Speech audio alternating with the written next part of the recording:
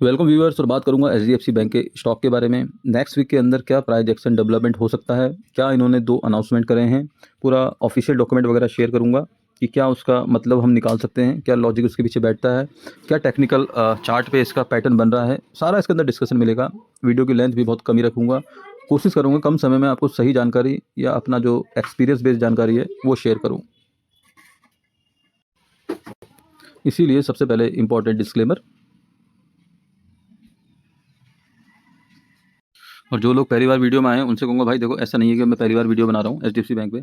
ये देखिए 7 दिन पहले का वीडियो था इसके अंदर, और इसके अंदर मैंने जो बताया था कि भाई फैक्ट के साथ कि जो इनकी Q1 की अपडेट आई है, जो एडवांस और डिपॉजिट का जो मैंने विश्लेषण किया था, मैंने बोला था ये 850 तक जा सकता है। चेक कर लेना भाई, ऐसा नहीं है कि होने के बाद बता रहा हूँ। ये देखिए वीडियो पड़ा है यहाँ पर, ठीक है, 7 दिन पहले का है। उसके अगले दिन से स्टॉक के अंदर तेज़ी भी आई थी और 850 तक भी गया था।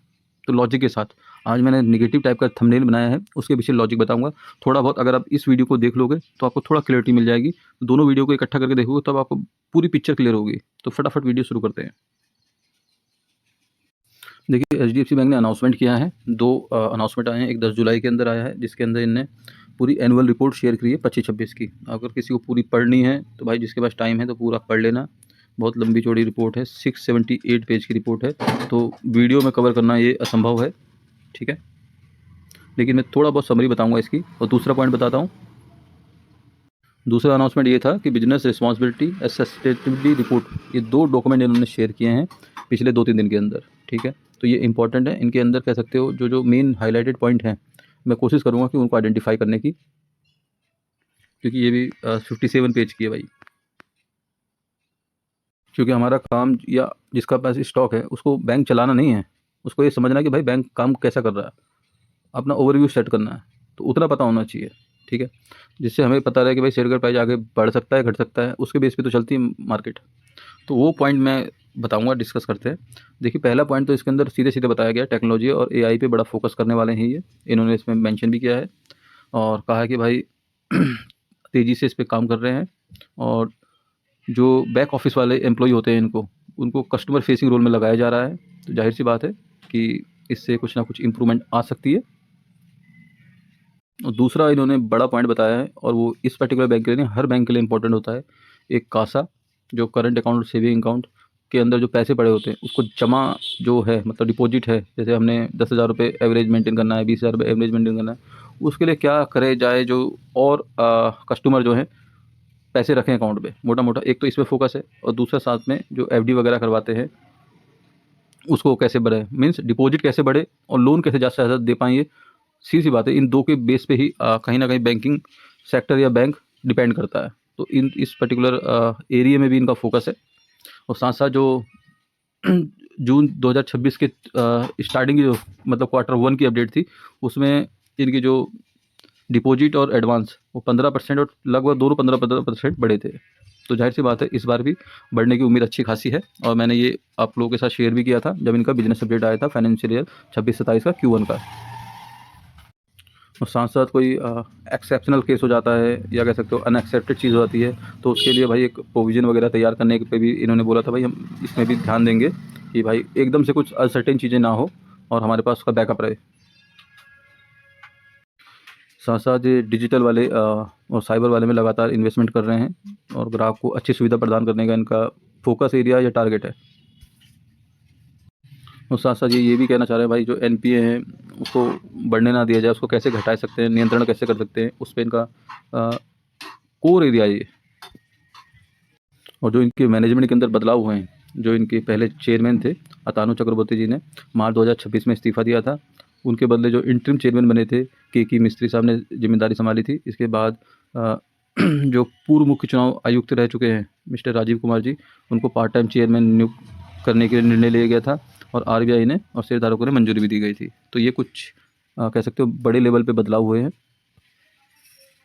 लेकिन सीईओ और डायरेक्टर वही हैं, तो जाहिर सी बात है। और उनका फोकस एरिया भी है कि भाई एआई और डिजिटल बैंकिंग सेवा में ग्राहकों को कैसे बढ़ाना है या ग्राहकों को कैसे अच्छी सुविधा देनी है, ये इनका फोकस एरिया है। और जो मैनेजमेंट में बदलाव हुए हैं उनको तो ज़्यादा फ़र्क पड़ेगा नहीं, क्योंकि ये ऑलरेडी अनाउंस्ड है। लेकिन जो अब ये बदलाव कर रहे हैं कि भाई काम के तरीके में बदलाव करने का प्लान कर रहे हैं, एआई और ऑटोमेशन में ये ला रहे हैं उस चीज़ को कि और अच्छी सुविधा कैसे दे सकते हैं, तो जाहिर सी बात है इसका इम्पैक्ट कहीं ना कहीं आना चाहिए। सो ओवरऑल स्टॉक के अंदर इसका मैं कह सकता हूँ न्यूट्रल असर पड़ेगा इस दोनों रिपोर्ट का, और 18 जुलाई को इनके रिजल्ट आने हैं, वो सबसे इम्पोर्टेंट ट्रिगर है, पूरे बाज़ार की नज़र उसी पे है। अब करते हैं दोस्तों पॉइंट की बात, जिसके अंदर कह सकते हो मेरी विशेषता है मेरी वीडियो की, जो कि मैं 6-7 साल से ट्रेडिंग करता हूँ, और जो लोग इंटरडे ट्रेडिंग करना चाहते हैं भाई मेरे फ्री टेलीग्राम चैनल ओपन कर रखा है, फ़िलहाल टेम्परेरी तौर पे है फ्री, ज्वाइन कर लेना। डेली के इंटरडे ट्रेड दे रहा हूँ उसके अंदर ऑप्शन ट्रेडिंग के, तो चेक कर लेना एक बार, तब आपको पता लग जाएगा कि किस लेवल का एनालिसिस है। ठीक है, मैं ऐसा नहीं बोल रहा, हवाबाजी नहीं कर रहा। अब ज्वाइन करके 2-3 दिन ट्रेड करो, जो भी दे रहा हूँ तब पता लगेगा। मैंने ये चैनल बना के दिखाया था आपको लास्ट वीडियो के अंदर कि भाई ये वीकली चार्ट में बन रहा है, और ये चैनल है देखो, और ये जो बॉटम वाली लाइन है वो अभी टच होनी बाकी है। तो नॉर्मली एक ही चीज़ मैंने क्लियर बताई थी कि जब तक इस मिडिल लाइन के नीचे है, मिडिल लाइन समझते हो ना चैनल कैसे काम करता है, ये मिडिल लाइन है यार। देखो लॉजिकली समझोगे तो आपको वीडियो समझ में आ जाएगा, करना क्या है समझ में आ जाएगा। आप ऐसे देखोगे ये गिरने के लिए बोल रहा है, बढ़ने के लिए बोल रहा है, तो आपको समझ में नहीं आएगी चीज़ें। माइंड सेट मत बनाओ भाई, ओपन माइंड रखोगे, चीज़ों को सीखने का माइंड रखोगे, समझने का प्रयास करोगे तो समझ जाओगे। ठीक है, माइंड सेट मत बनाओ कि HDFC बैंक है तो बढ़ेगा ही बढ़ेगा, ऐसा नहीं होता भाई, लॉजिक के साथ काम होता है। तो इस चैनल का पर्पस क्या होता है, काम कैसे करता है, ये देखो बाय डिफ़ॉल्ट इसके अंदर मिडिल लाइन है। मैंने सिंपल एक चीज़ बोली थी लास्ट वीडियो में कि मिडिल लाइन के नीचे रहेगा तो डाउन साइड ही प्लान करना, इसके अंदर डाउन साइड ही आएगा ये। ठीक है, और लॉजिक इसके पीछे ये है, ऊपर वाले चैनल को इसने 2 या 3 बार टच कर चुका है, नीचे वाले बॉटम वाले हिस्से को इसने 1 बार टच किया अभी तक, तो हाई प्रोबेबिलिटी है कि इसको 1 बार टच करे। पॉइंट यहाँ समझ गए। अभी मैं चैनल का बता रहा हूँ, टारगेट प्राइस सब बताने वाला हूँ, 2 मिनट दीजिए पूरे, यहाँ तक क्लियर। तो एक चीज़ मैंने इसके अंदर क्लियर बताई भाई, जब तक कि मिडिल लाइन के नीचे है। दूसरा मैंने लास्ट वीडियो में बताया था, अभी भी आपको दोबारा से बता रहा हूँ कि 850 इसका इम्पॉर्टेंट लेवल है HDFC बैंक का। 850 के नीचे जब तक ये क्लोजिंग कर रहा है तब तक डाउन साइड कभी भी आ सकता है, कभी भी आ सकता है। तो क्लियर मिल गया पिक्चर। 850 के नीचे ये स्टॉक मजबूत नहीं माना जाएगा टेक्निकली, जो मेरा लॉजिक कहता है चैनल वाला। ठीक है, 850 के ऊपर क्लोजिंग देगा तब भाई साहब, मैं आप कह रहे हो कि मैं खुद प्लान करूँगा पर्टिकुलर इस एरिया का, फिर मैं इस एरिया का प्लान करूँगा। 850 के ऊपर क्लोजिंग देगा तब, अनटिल ये मुझे डाउन साइड ही दिख रहा है। ये देखिए यहाँ पर रिजेक्शन भी दिख रहा है, इस कैंडल में देखिए बिल्कुल एग्जैक्ट मिडिल लाइन पे रिजेक्शन ले रहा है, दिख रहा है आपको। और पिछले बार वाला जो लास्ट वीडियो में वही चैनल है, ऐसा नहीं कि नया बनाया है, चेक कर लेना, एग्जैक्ट वहीं से रिजेक्शन ले रहा है, तो मतलब ये चैनल हमारा काम कर रहा है। यहाँ तक क्लियर। अब देखो इसके अंदर करना क्या है, 850 के ऊपर इसमें आएगी तेज़ी, और 800 के नीचे आ जाएगी इसमें कंफर्मेशन कि भैया ये नीचे जाने वाला है, क्योंकि फिर ये जो ग्रीन कैंडल दिख रही है इसके अंदर, ये रेड में कन्वर्ट हो जाएगी। ठीक है, वीकली चार्ट पे क्लियर हो गया। 800 और 850, 800 के नीचे स्टॉक हो जाएगा बिल्कुल कमज़ोर, 850 के नीचे स्टॉक हो जाएगा मजबूत। एक तो साफ़ सुथरा पता लग गया होगा कि क्या है। अब देखो इसको मैं डेली खोलूँगा, डेली से पता लगेगा।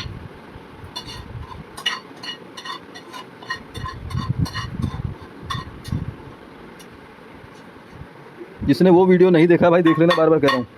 यहाँ पर ये गैप था, मैंने बोला था भाई इतने अच्छे Q1 के बिजनेस अपडेट के बाद गैप तो फिल करना चाहिए, इसको उसने कर दिया है। अब इसने क्या प्राइस एक्शन डेवलप करा है, देखो ये गया ऐसे गया, ये गया ऐसे गया, अब ये ऐसे जा रहा है, अब ये यहाँ तक भी जाएगा, ऐसे कर सकता है भाई ये, अनटिल इस रेड कैंडल के ऊपर क्लोजिंग दे, और इससे ज़्यादा सेफ रहेगा ये 843 का लेवल है।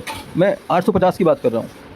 ठीक है, तो भाई कोई सा भी अपसाइड का व्यू 850 के ऊपर ही बनाना, और 800 के नीचे निकला ये तो भाई फिर इसका टारगेट निकलेगा पहला यहाँ तक 772, और फिर दूसरा आएगा 732 तक।